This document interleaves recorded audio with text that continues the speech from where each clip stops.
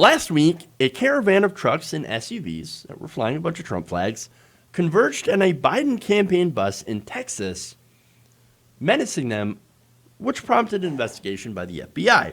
Now, the bus was traveling from Austin to San Antonio on Interstate 35 when it was surrounded by a convoy of Trump trucks and cars. There's some video of that. Let's take a look. Running them out of Texas. It is hilarious. I'm about to run out of gas, which I'm sure some of you would love. Look at that. Oh my God. Oops. Damn. So look, do I think it's a bad thing that Trump people will go and deck out their cars with flags and stuff and drive around? I don't really care. Is it weird that they get into giant convoys and then start going after Biden buses? Yes, I do think that is a little bit of a problem when that happens. So now the Biden campaign said, according to CNN, there were nearly 100 vehicles around the campaign bus and that it was forced to slow down from highway speeds to just 20 miles an hour. Staffers ended up calling the police during the incident, and Texas Democrats canceled 3 events scheduled for later in that day because they were concerned about the safety of people on board. So now Biden and Harris were not on board the bus, but nonetheless, there were staffers and surrogates that were, and they were naturally concerned because they pretty much just got forced off the road by a bunch of Trump supporters. And you saw, not all those Trump supporters apparently know how to drive. So, in fact, Texas State Representative Cheryl Cole, a Democrat running for re-election, here's what they tweeted. Pro-Trump protesters have escalated well beyond safe limits. Now, that said, Donald Trump saw this. Here's what he said. He retweeted this video and said, "I love Texas. I love Texas." Yeah. Here's the president of the United States being totally okay with stochastic terrorism. What, you don't think you think that's too harsh to call it terrorism? What else were they trying to do? They're trying to terrorize people on the bus, the Democrats. Now, in case you're wondering, well, what's so scary about that? Imagine yourself surrounded by a bunch of trucks a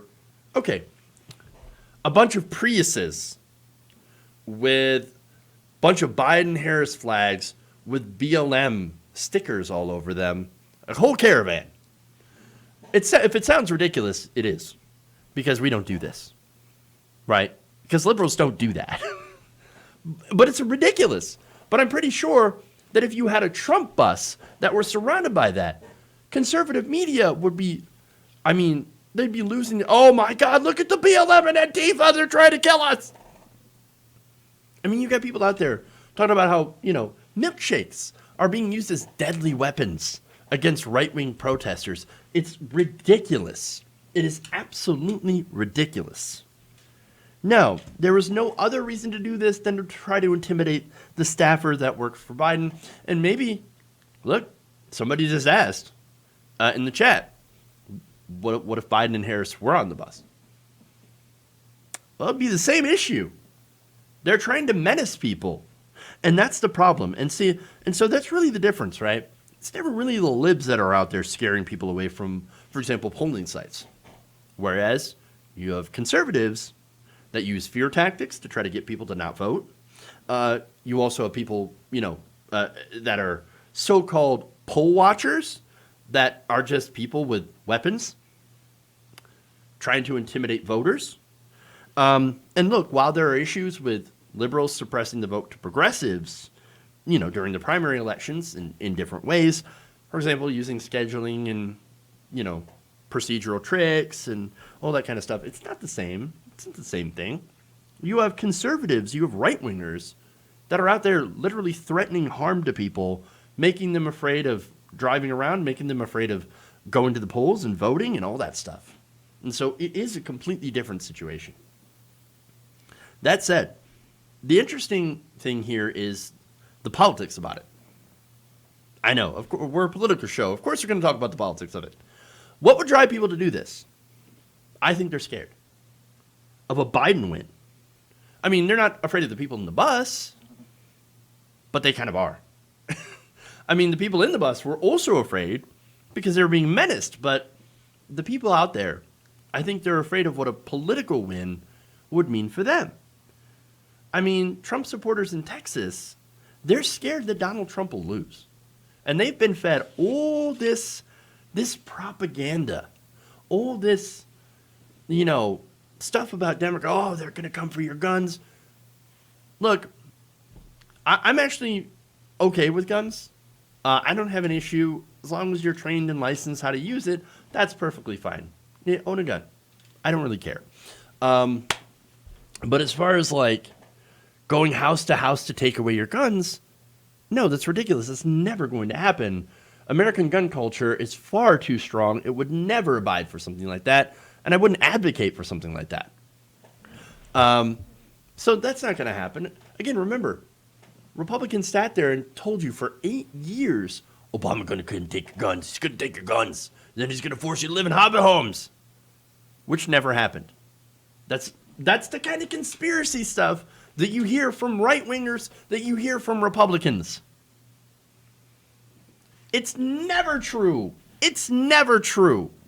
Look, the worst thing is that Biden's going to do some more minor regulation on business and then raise their taxes a little bit.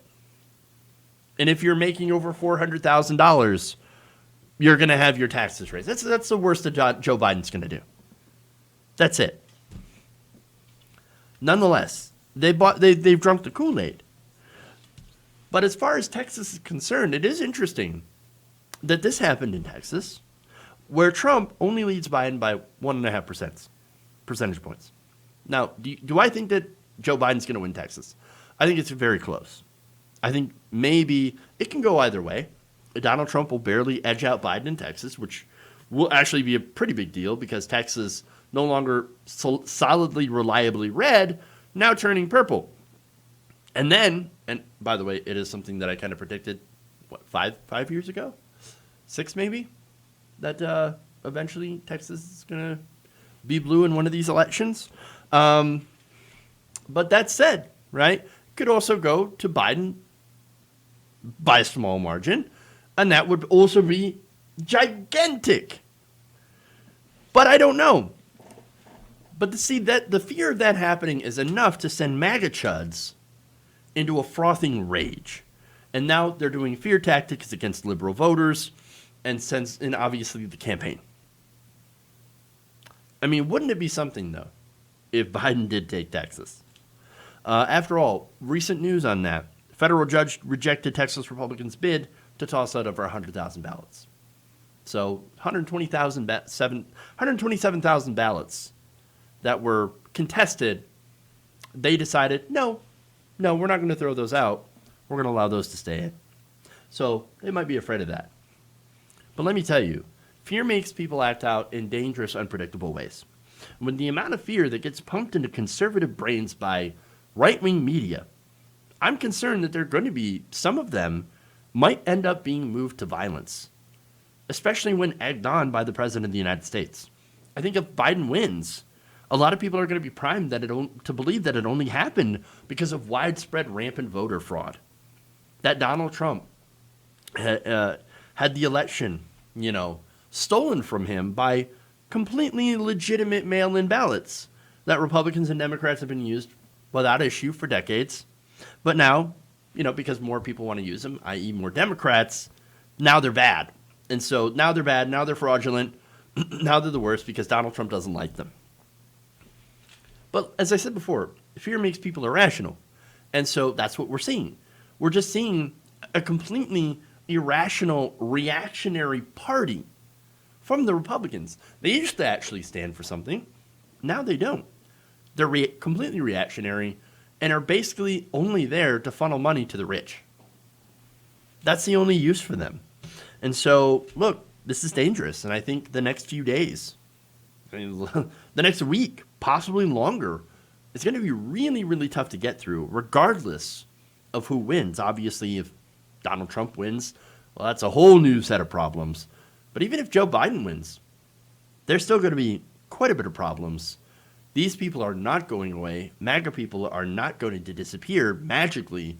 And the problems inherent in this country are not going to go away. So all I can do is hope that when the ballots are counted, that Donald Trump leaves office, leaves peacefully, and encourages his followers to stand down. If not, I mean, I am concerned about what's going to happen. If you enjoyed this video, please give us a like and share with your friends. You can subscribe and help out the channel by becoming a patron. It's patreon.com/Jeff Waldorf, or you can become a channel member as well by hitting the join button below.